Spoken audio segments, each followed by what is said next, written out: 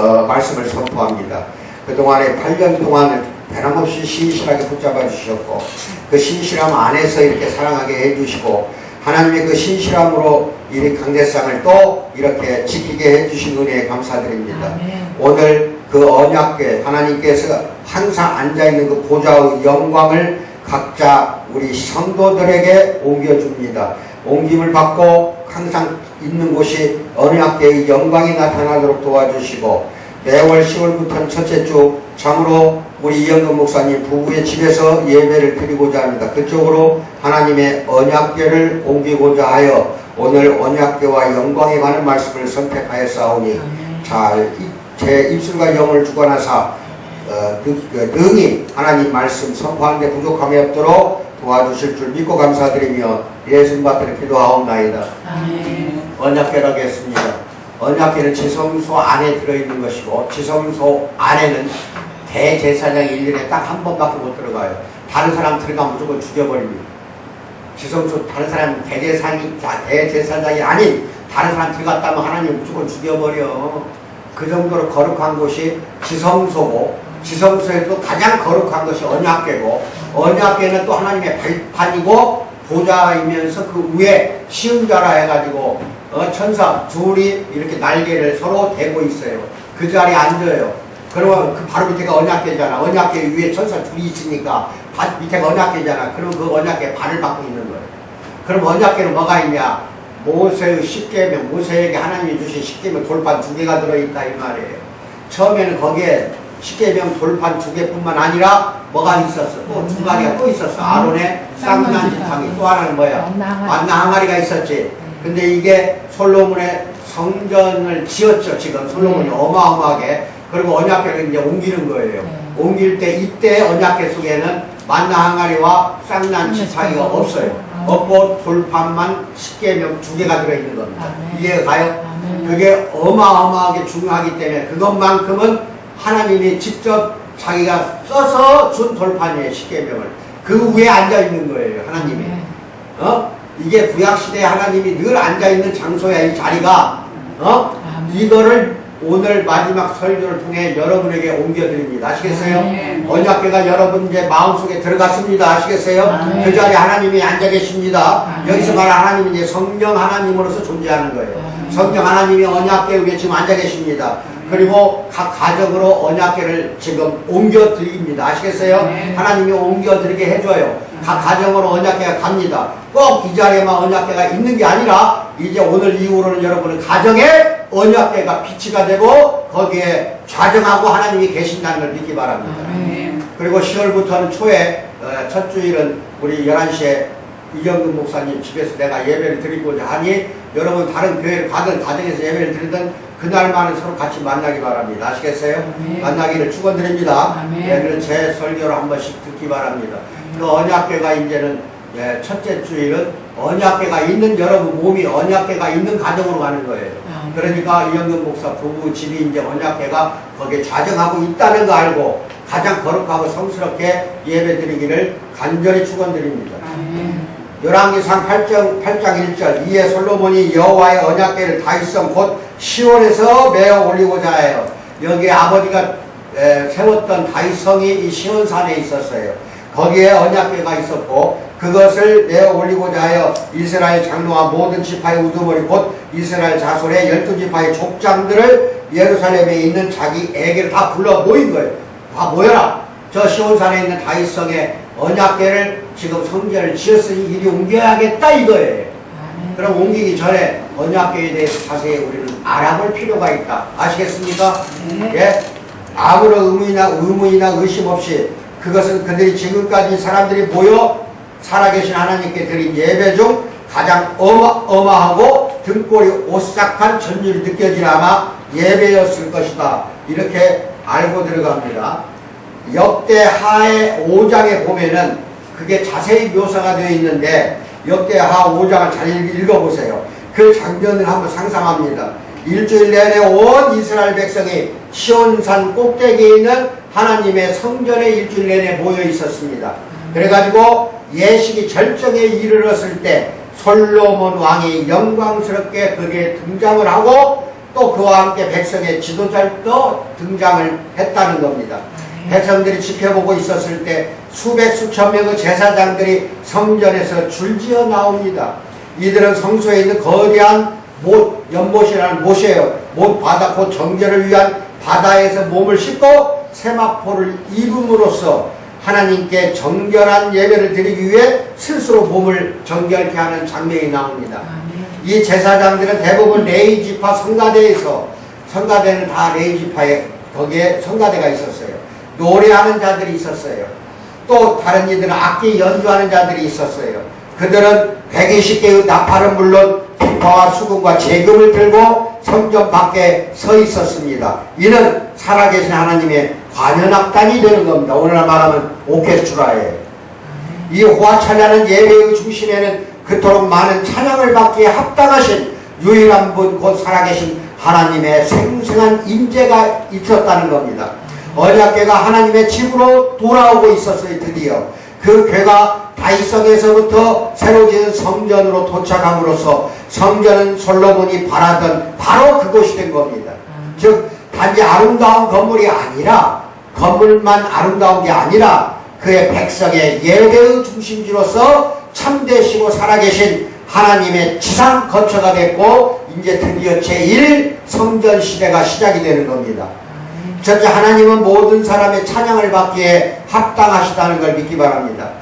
동일한 행사가 역대하 5장뿐 아니라 열왕기상 8장에 다소 덜 극적이지만 묘사되어 있습니다. 여기에는 시편을 노래하는 것이나 나팔 부는 것에 대해서는 아무것도 나오질 않아요. 다만 하나님의 거룩한 언약궤에 대해서만 나옵니다. 그래서 우리는 하나님의 성품이 무엇인지, 믿음으로 그분과 관계를 맺는 것이 어떤 것인지를 지금 오늘 배웁니다. 열왕기상 7장은 솔로몬 왕이 여호와의 성전을 위하여 만드는 모든 일을 마친지라 이에 솔로몬이 그의 아버지 다윗이 드린 물건 곧 은과 금과 기구들을 가져다가, 다윗이 죽기 전에 다 흘려놓고 죽었어요. 요걸 다 가져다 기구들을 여호와의 성전 곡관에 넣어 주었더라 하는 51절 말씀이 나옵니다. 솔로몬이 하나님의 성전에 가져온 기구들 중에서 단연코 가장 중요한 것, 그 많은 기구 중에 가장 중요한 것은 바로 하나님의 임재를 상징하는 거룩한 상자였다. 그 거룩한 상자, 그것은 그 안에 내용물 때문에 언약궤라고 불리는 겁니다. 내용물 때문에 언약궤라고 한다 이 말이에요. 십계명 돌판 2개가 언약이잖아. 언약을 넣었다 해서 언약궤야. 열왕기상 8장 9절 같이 합독합니다. 시작. 그 궤 안에는 두 돌판 외에 아무것도 없다고 그랬어요. 그러니까 만나 항아리, 아론의 쌍난 지팡이가 없어진 거예요. 아시겠어요? 아무것도 없으니 이것은 이스라엘 자손이 애굽 땅에서 나온 후 여호와께서 저희와 언약을 맺으실 때 모세가 호렙산에서 그 안에 넣은 것이더라. 뭐야 그럼 이게? 십계명 돌판 2개를 말하는 거예요. 호렙산에서 모세가 받았잖아. 하나님 직접 손가락으로 써서 돌판에서 십계명을 써줬잖아. 그 2개가 그 안에 있었더라. 열왕기상 8장 9절입니다. 이렇게 잘 알고 계시고, 그 다음에 모세가 산에서 가지고 내려온 약속과 명령이 담긴 바로 그 언약의 돌판, 신명기 10장 1절 5절에 나옵니다. 이것이 여전히 그 궤 안에 들어있더라는 겁니다. 이것은 그 백성들을 향한 하나님의 사랑과 하나님의 거룩한 율법을 지켜야 하는 그들의 의무를 계속 상기시키는 역할을 하는 게 십계명이라는 거예요. 그래서 그 궤가 예루살렘에 있는 한 언약의 하나님이 그분의 언약 백성과 함께 계신다는 것을 상징하는 게 지성소 안에 있는 언약궤라는 겁니다. 솔로몬은 그 궤를 성전 안으로 가져오기 위해 먼저 가야 합니다. 그래서 갑니다. 왕상 8장 1절 시작. 이에 솔로몬이 여호와 언약궤를 다윗성 시온에서 메어 올리고자 하여 시온에 있는 언약궤를 이제 가져오기 위해 솔로몬 왕도 같이 갔다 이 말입니다. 이스라엘 장로와 모든 지파의 우두머리 곧 이스라엘 자손의 족장들을 예루살렘에 있는 자기에게로 소집해서 간다 이 말이에요. 소집해서 간다. 어디로? 시온산으로. 아시겠어요? 궤가 어디에 있었고 왜 그랬는지 알기 위해서는 그 역사에 대해서 좀 더 아는 것이 도움이 됩니다. 언약궤는 모세시대에 이스라엘의 장인으로 일했던 부살렐이라는 장인이 만들었습니다. 출애굽기 37장을 보면 나와요. 언약궤를 직접 그 부살렐이라는 장인이 만들었다. 그래서 이스라엘 자손은 40년 동안 광야에서 이리저리 방황할 때 그 궤를 가지고 메고 다녔어요. 언약궤 양 네 모서리는 고리가 있어. 고리에 꿰는 거 이걸 채라고 그래. 뭐라고? 채를 집어넣어. 채를. 그러면 이거 어깨에다 멜 수 있어 없어? 붉은 통나무 채. 이렇게 채. 네. 그걸 고리가 있어. 궤에다가 고리가 있다니까 거기다 집어넣어서 메고 다니는 거예요. 그래서 장막이 40년 동안 옮겨가면 그걸 또 메고 가는 거야. 매일 다 제사장들이 다 메고 가는 거예요. 이제 이해가 가요? 네. 그래서 성막이 만들어져. 성막이 만들어지면 지성소 안에다 또 갖춰 모셔놓는 거예요. 아시겠어요? 이렇게 해서 항상 이스라엘 자손들이 유리방황할 때마다 가지고 다녔던 언약궤였다 이 말입니다. 그래서 그들이 진을 치는 언제 어디서도 성막 안에 그 궤를 놔뒀던 거예요. 항상 진을 칠 때도 성막을 둘둘 말아서 가지고 가는 거예요. 성막 만들어 놓고 이제 궤를 그 안에다가 지성소에 집어넣는 겁니다. 성막은 그래서 이동 가능한 하나님의 거처가 되는 거예요. 이게 유리방황할 때 그 자리가 하나님의 거처라 이 말입니다. 그리고 신약시대에는 여러분 안에 성전이 들어와버린 거예요. 여러분 안에 언약궤가 들어왔기 때문에 여러분 자체가 성전이야. 마침내 이스라엘 자손이 약속의 땅에 들어갔을 때 언약궤가 앞장서서 들어간 게 여호수아 3장 14절에 나옵니다. 그게 제사장 4명이 들고 어디를 건너가? 빨리 말해봐. 여호수아서에서 요단강 딱 발을 한 발을 집어넣으니까 물이 쫙 갈라지더라. 갈라진 걸 그 길을 따라 언약궤를 맨 제사장들이 먼저 건너가고 그 뒤로 군대들이 그 뒤에 따라가는 겁니다. 아시겠어요? 요단강을 갈라버리잖아 하나님이. 그만큼 그 언약궤는 하나님을 상징하는 거라니까. 하나님을 상징하는 게 하나님이 앉아있다는 거, 거기에 함께 있다는 거, 임재를 상징하는 게 언약궤라 이 말입니다. 결국 그들은 실로라는 데에 장막을 치고 건너가서 실로라는 장소에다가 성막을 세우고 곳에 여러 해 동안 이스라엘이 예배를 위해 모이는 장소가 이제 실로가 되는 거예요. 아시겠어요? 어느 때인가 그 성막의 기브온으로 또 이제 옮겨졌지만은 다윗 왕은 그 궤를 예루살렘에 더 가까이 두고 싶다는 이유로 그 궤를 소달구지로 그 도시로 가져오는 엄청난 행진을 이제 준비하는 거야. 그러니까 실로의 여호수아 장군이 거기 성막을 만들고 세워놨거든. 모셔놨거든. 언약궤를. 그게 어느 때인가 모르지만 기브온이라는 데 옮겨간 거야. 그런데 다윗 왕 때 그거를 예루살렘으로 가지고 가기 위해서 소달구지를 갖고 간 거야. 또 많은 사람들이 같이 간 거야. 아시겠어요?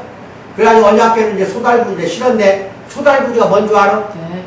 소가 끌고 다니는 그 달구지 있잖아. 일본말. 이거 달구지가 우리말. 이게 소달구지에다가 언약궤를 싣고 가는데 이게 비포장도로잖아. 이게 덜컹덜컹 할 거 아니야. 그러니까 언약궤가 쓰러지려고 할 거 아니야. 그렇지? 그걸 기웃동거리고 쓰러지려고 하는 걸 우사라는 사람이 잡아버린 거예요. 쓰러지지 못하게. 근데 그냥 직사해버리잖아. 얼마나 거룩한가 알겠어? 네. 하나님이 계신 그 임재한 데를 손을 대버린 거예요. 죽을 수밖에 없지. 잘못해서 죽은 게 아니야. 워낙 거룩한 언약궤이기 때문에 다 죽는 거야. 그 자리에서. 그거 잘 알아야 됩니다. 그래서 다윗 왕은 그 궤를 예루살렘 가지고 해서 이제 말하자면은 기억에 남는 그 여정이었던 까다가 어느 순간 소가 휘청거리자 우사라는 사람이 손을 뻗어 그 궤를 건드리자마자 죽어버렸다 이 말이에요. 그러니까 기억이 남을 수밖에 없어요. 여러분 나는 잘 기억하세요. 우사가 휘동거리는 언약궤에 손을 대니 죽어버리더라. 얼마나 무서워. 그래 그 자리에서 그냥 멈춰버린 거예요. 더 이상 이제 메고 갈 수가 없는 거예요. 너무 무서웠어. 근데 그 다윗 왕도 있었다니까. 그러니까 다윗이 그 궤가 얼마나 거룩한지 얼마나 위험할 수 있는지 결국은 깨닫고 그것을 예루살렘에 가져가려고 했던 거를 가져가지 못하는 거 이제 무서웠어. 그래서 그 근처에 오벳 에돔이라는 자의 집에다가 놔두기로 결정을 한 거예요. 뭐 말인지 알아요? 무서워서 못 갖고 가는 거야. 그 자리에 우사가 죽고 나서 그 근처에 오벳 에돔 그 집에다가 언약궤를 모셔놓은 거야. 그랬더니 한참 후에 보니까 그냥 복을 받아. 오벳 에돔에게 복을 주셔가지고 하나님이 아주 크게 융성하게 잘 살게 하는 걸 다윗왕이 봤다 이 말이야.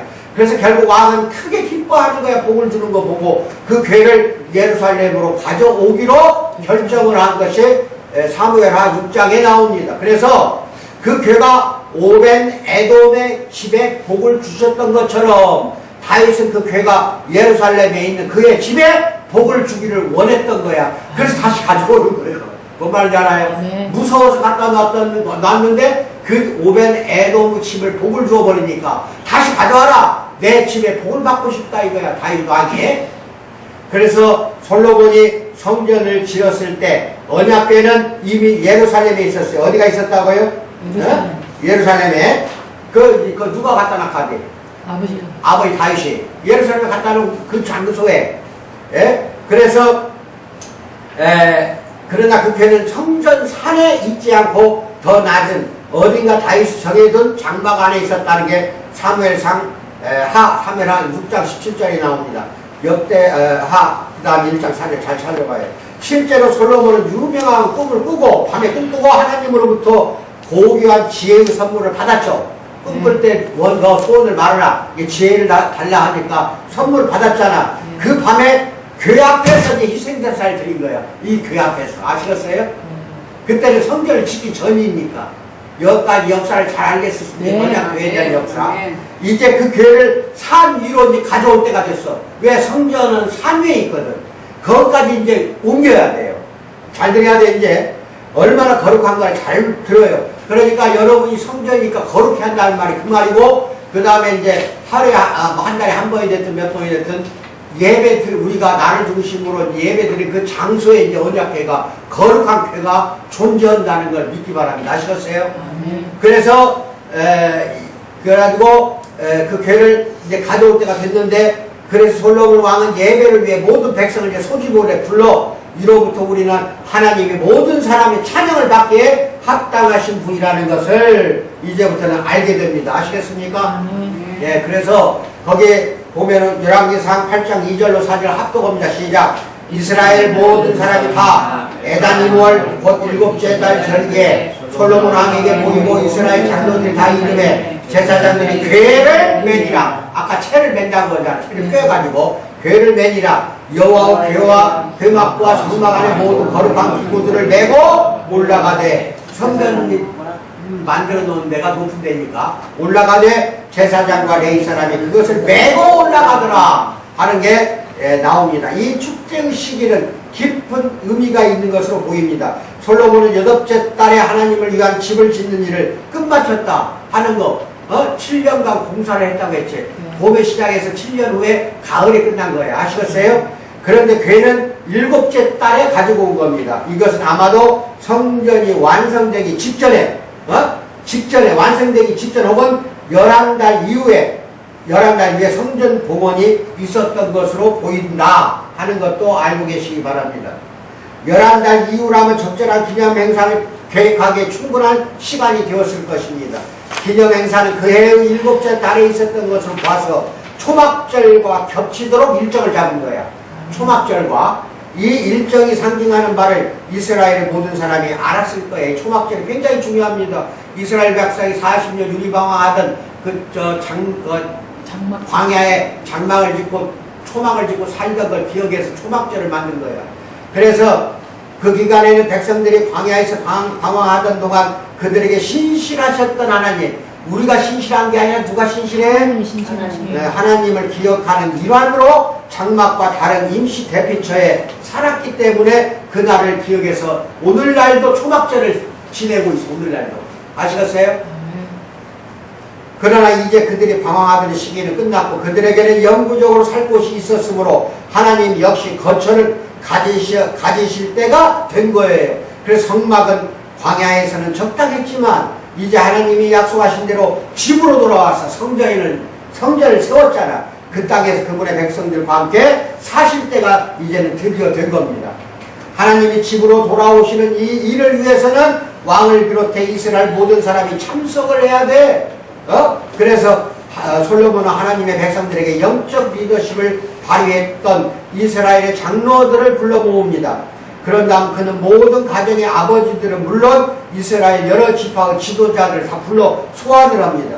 거기에는 제사장들도 있었고 하나님의 율법에 따라 예배와 희생 제사에 사용되었던 거룩한 기부와 궤를 맨 레위인들도 있더라 하는 것도 잘 알고 계세요. 여기서 우리는 영적 리더십에 대한 중요한 원리를 봅니다. 즉 어떤 사람들은 하나님께 예배드릴 때 사람들을 인도하는 자로 부르심을 받는다는 것입니다.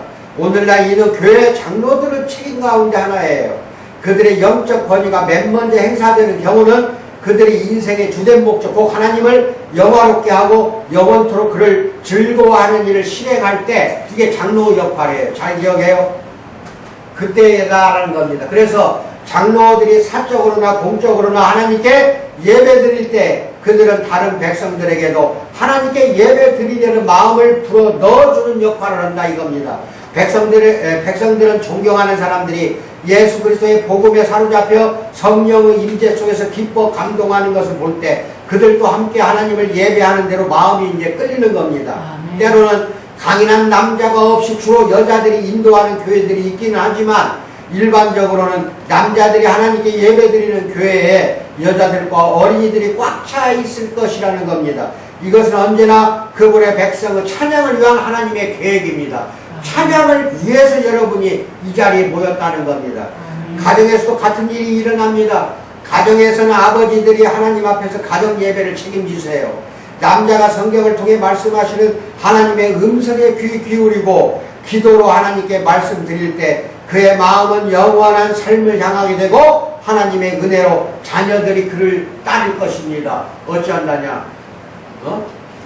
아버지가 인도를 해야 되는데 그 집 구석은 아버지가 장로고 부인이 목사인데 큰일 났네. 목사가 인도해. 누가 이런 일들을 하기에 충분한 능력이 있겠습니까? 하지만 누가 그것을 무시할 수 있겠나? 가정 예배를 간단하게 드리십시오. 반드시 지키세요.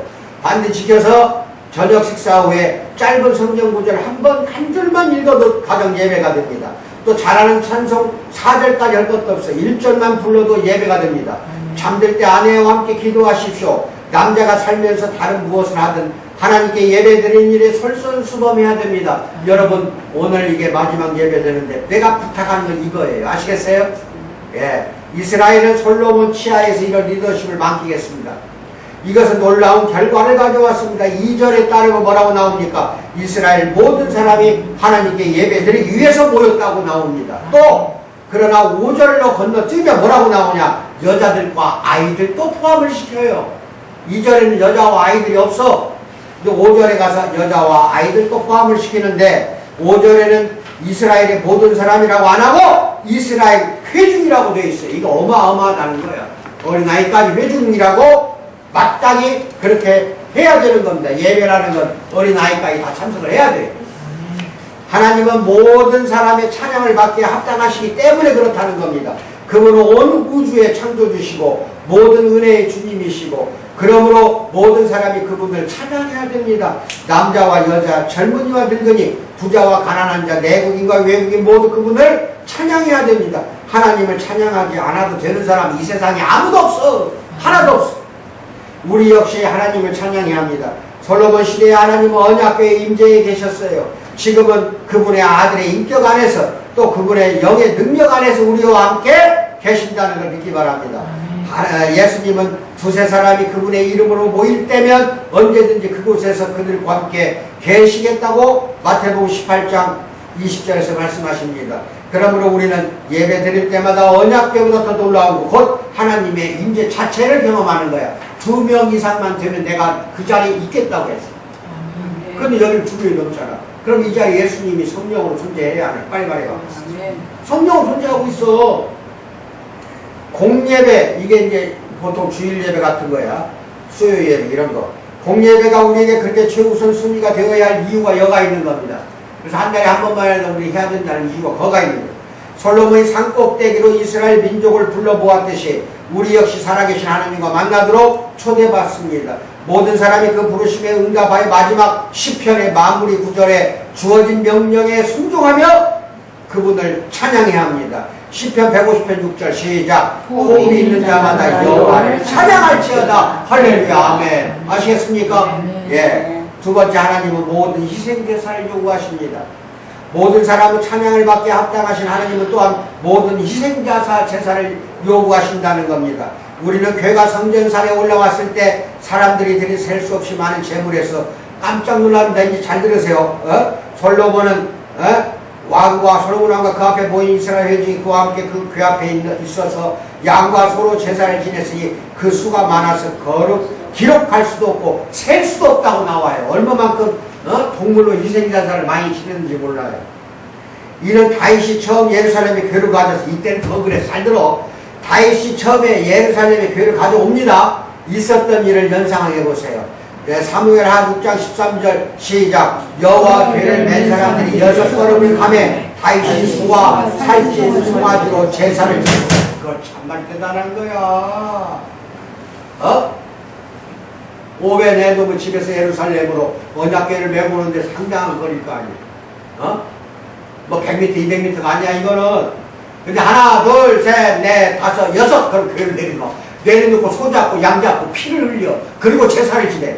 또 메고 가. 하나, 둘, 셋, 넷, 다섯, 여섯 걸음. 또 소 잡고 양 잡고 또 제사를 지내. 이제 알았어? 이 다윗의 그 마음을 알아야 돼. 피를 뿌리는 거야, 이 피를.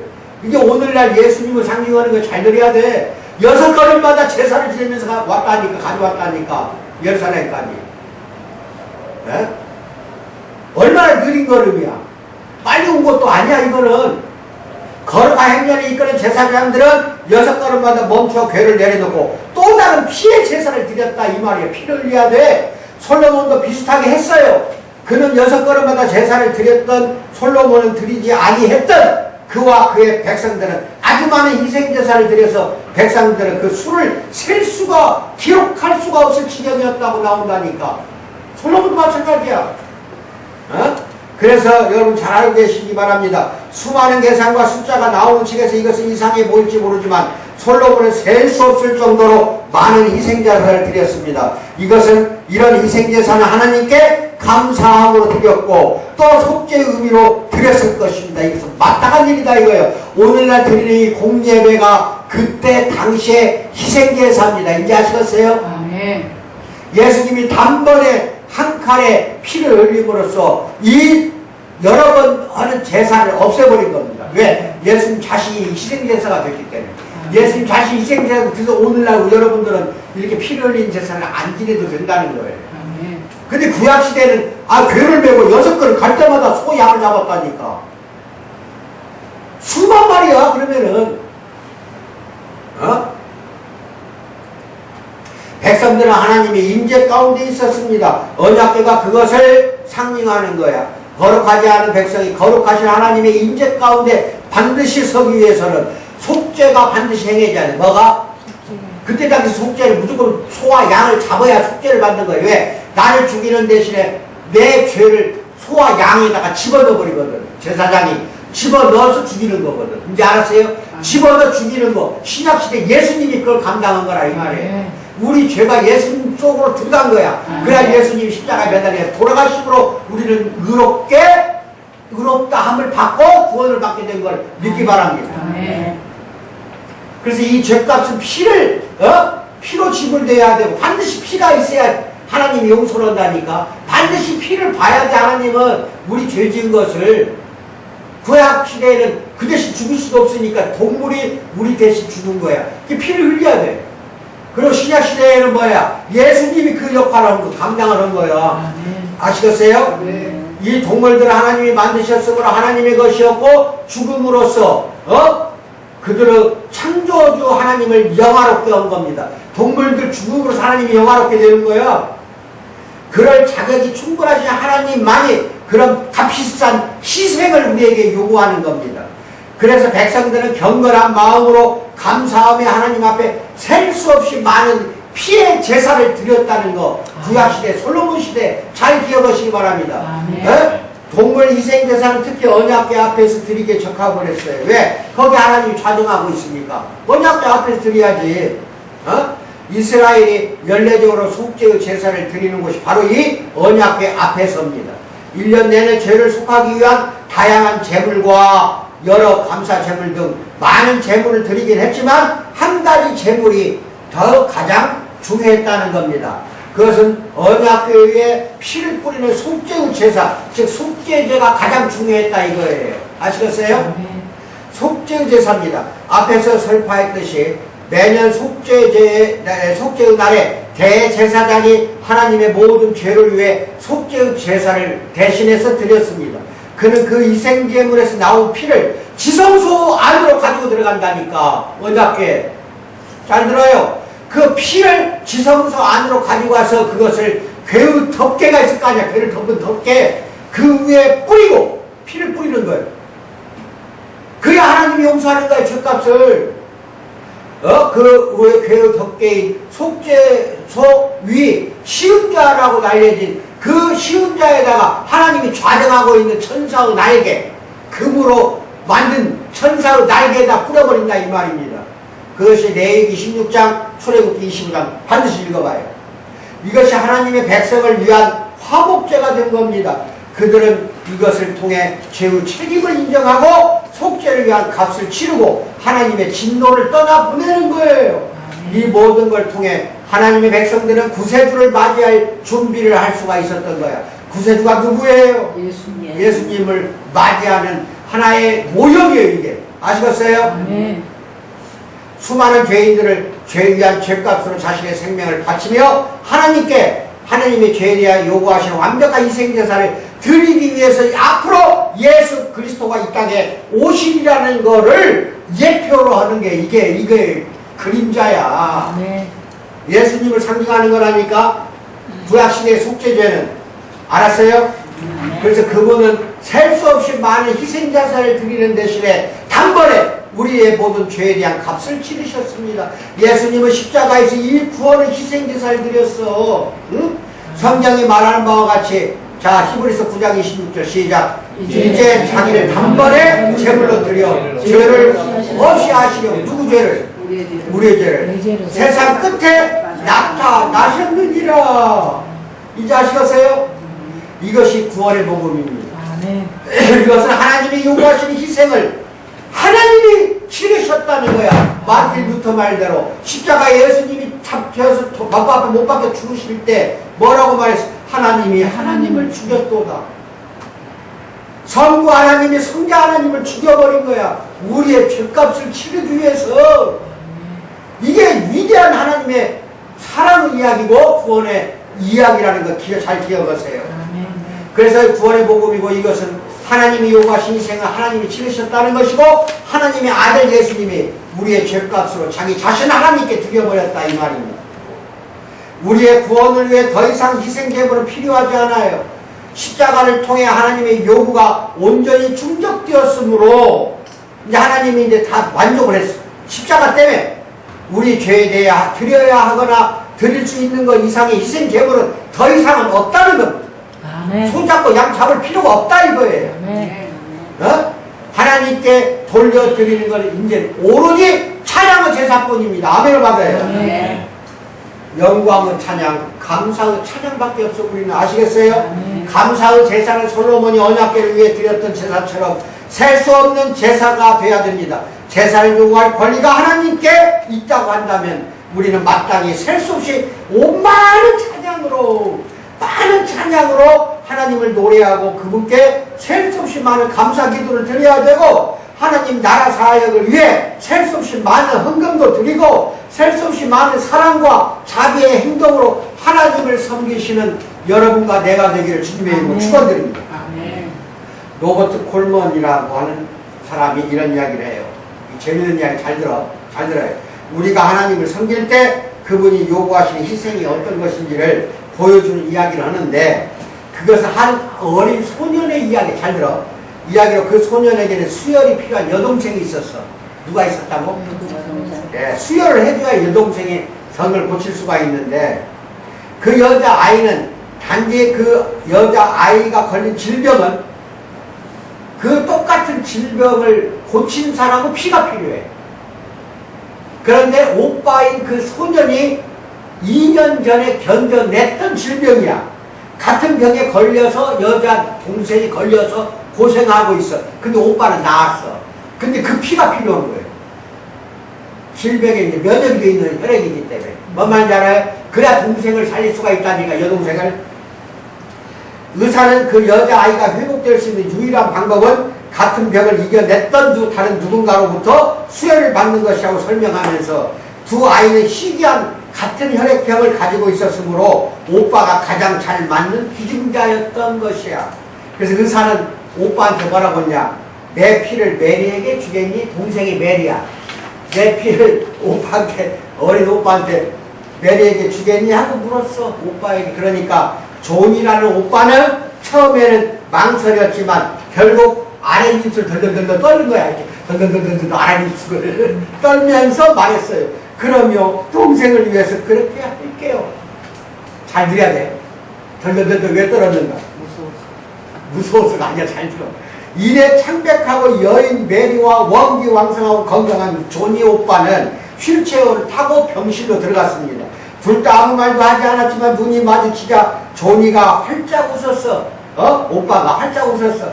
간호사가 조니의 팔에 주사 바늘을 꽂자 그 아이는 미소는 사라졌고 조니는 튜브를 통해 피가 흘러 동생한테 빠져나가는 것을 지켜보고 있는 거야. 가만히 들여다보고 있어.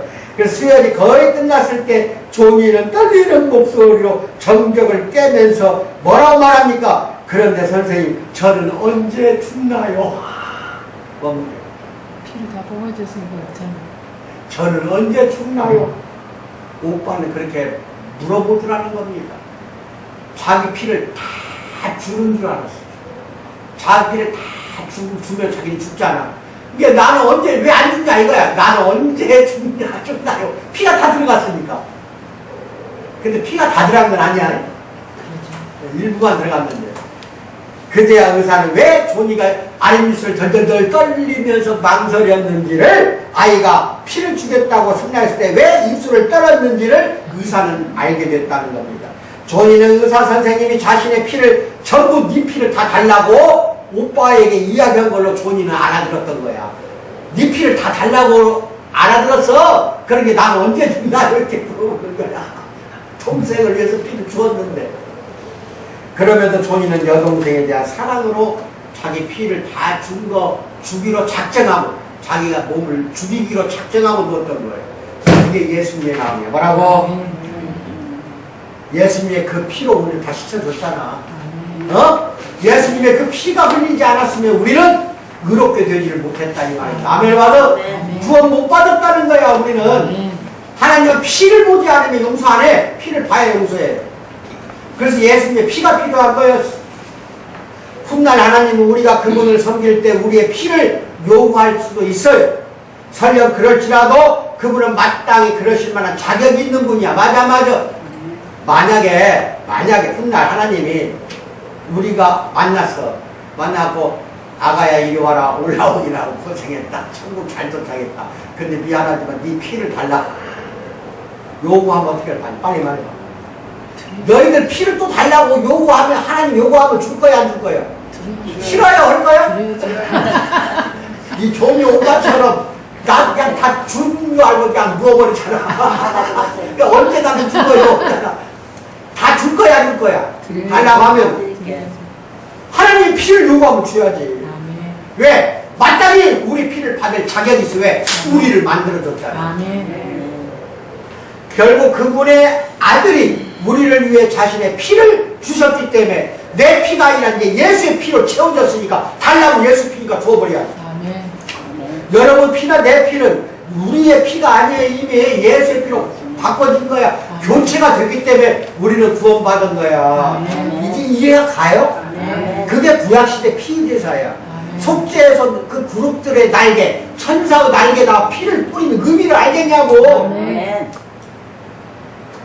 감사하게도 하나님이 우리에게 요구하는 희생들 대부분 훨씬 적은 거야. 피 달라고 안 해, 하나님은. 하지만 이 생에 살고 있을 때 달라고 요구하는 게 있다는 겁니다. 그게 우리의 희생이요, 헌신이요, 충성이 돼야 돼. 예를 들면 우리의 사랑을 요구하고 하나님이 우리의 예배를 드리라. 예배를 요구하고 우리의 시간을 요구하고 네 시간 달라. 네 돈 내놔라. 네 위로, 네 꿈, 네 소망을 우리는 이 모든 것과 그 외에 다른 모든 것 많은 것들도 예수님이나 하나님이 요구하면 드려야겠어 안 드려야겠어? 당연히 드려야지. 이것이 당연히 돼야 되는데 이게 안 되니까 참된 크리스찬이 아니라는 거야. 예수님의 피값을 모른다는 소리가 그 말인 거예요. 어? 그러니까 얼마나 우리 피 달라는 것보다 훨씬 적잖아. 돈 달라고 하면 또 끝자 부릴래? 피 달라고 하는 것만 다행으로 알아. 피값보다 적은 것만 요구하는 거야. 전부 지금 하나님은. 주여 그렇습니다. 맞아 맞아. 네. 피 달라고 하면 어떻게 할 거예요? 우리 피 달라고 하면은 존이처럼 나한테 죽어요. 우리를 위해 모든 걸 주신 구세주를 위해 치르는 온갖 희생을 그 희생이라 의식하지 못할 때까지 우리는 갖다 바쳐야 된다 이 말. 희생이 아니야. 당연히 갖다 줘야 되는 거예요. 아멘. 우리가 더 많이 드리면 드릴수록 탐욕이라든지 이기주의, 쾌락, 지배의 우상들은 우리의 죄된 마음을 장악하는 힘을 잃어버리는 거예요. 드리니까 사탄이 안 오는 거야. 안 드리니까 와서 막 찔러보는 거야, 사탄이. 잘 드리는 사람은요, 사탄이 오질 못해. 저런 자식은 맨 하나님한테만 갖다 준다? 저거 내가 못 건드려. 저거 건드려면 내가 달라면 저것이 안 줄 것 같아. 알아버려. 하나님께 드리는 사람이 드리는 것이 많으면 많을수록 그 사람은 죄에 넘어가질 않아요. 사탄은 꼬임에 넘어가질 않는다니까. 근데 옹색해가지고 이기심 많고 편협해갖고 하나님께 뭔가 바치려고 하지 않고 그냥 아이고 내 거로 그냥 움켜쥐려고 하고 그건 다 사탄이 그렇게 막고 있는 거예요. 저지를 하고 있는 거예요. 피 달라고 해도 줘야 될 판인데 뭔 말이야? 달라고 하면 다 줘버려야지. 다 줘버리면 사탄이 오지도 않아. 아, 저 인간 내 거 아니야. 하나님 거야. 하나님한테 다 줘버리니까. 아이고, 저거 못 건드려. 그래서 죄가 없어지고, 탐욕이 없어지고, 이기심이 없어지는 겁니다. 아, 그 바칠수록 그게 없어지는 거예요. 아마도 우리는 리빙스턴 알죠? 데이비드. 영국의 탐험가요, 선교사예요. 아프리카에 가서 얼마나 고생을 많이 했어. 마침내 이른 곳에 이를 것이다. 그 유명한 선교자이다 탐험가 리빙스턴은 복음 사역을 위한 값비싼 희생을 하는 사람. 너희들 중고등학교 책에 리빙스턴 안 나오냐? 나는 봤어. 리빙스턴 선교사 이야기를.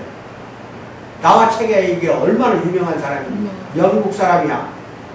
그래가지고 막 복음을 전파하고 탐험을 하고 백길을 열어놓고 길을 만들고 잠비아라는 아프리카 땅에 가면 리빙스턴이라는 도시가 있어. 이름을 리빙스턴 선교사 이름을 따가지고 그 정도로 엄청난 자기 자신을 버리고 나는 그런 게 뭐라고 해. 그래가지고 희생을 많이 했어요. 아프리카에서 엄청난 희생을 했어. 부인 마누라까지 다 죽어가는 거를 급히 영국으로 보내서 살리고 자기 혼자 또 그렇게 피값을 치르면서 엄청 고생한 다음에 자기 땅으로 돌아왔어요.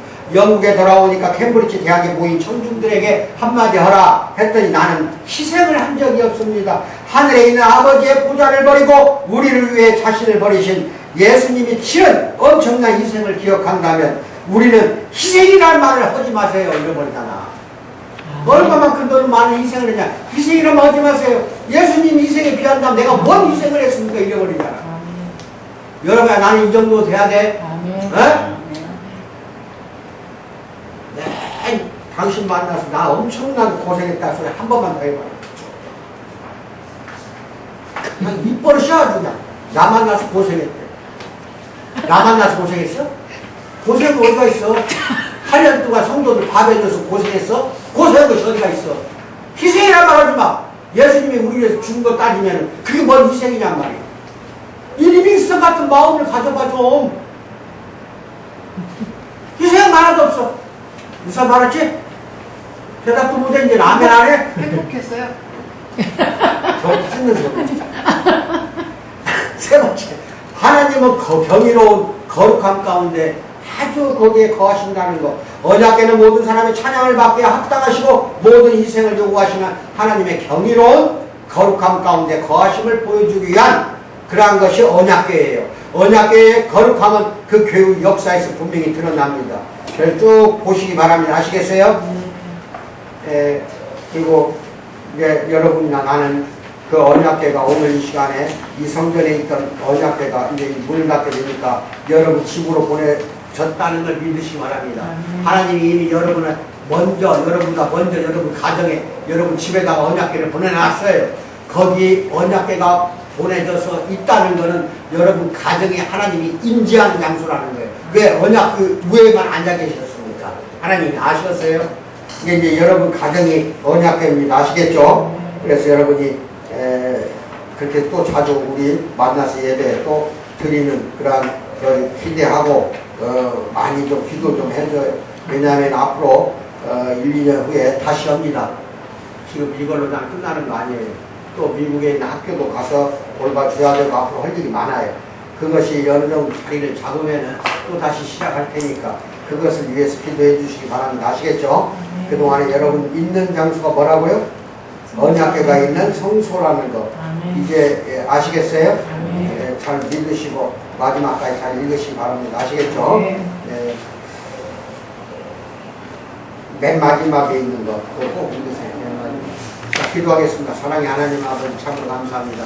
오늘 이제 언약궤를 각 가정으로 보내고자 합니다. 하나님 역사 인도하시고 각 가정에 가서 좌정하여 계시고 이들을 지켜 보호해 주시고 천만대까지도 자손들이 널리 하나님을 믿는 복된 가정 되게 하소서. 그 언약궤를 불려주는 가정 되게 하시고 이로 말미암아 가정이 거룩한 곳이요 가정에서 하나님께 찬양하고 감사하고 예배드리고 참으로 부족함이 없도록 꼭 붙잡아 주시고 인도해 주실 줄 믿습니다. 모든 하나님께 바칩니다. 다 드렸습니다. 이제 앞으로 또 남은 여생 모든 인생까지 전치 다 바치는 거룩한 성도들 되도록 역사인 것이 줄 믿고 감사드리며 예수님 받들어 기도하옵나이다. 아멘.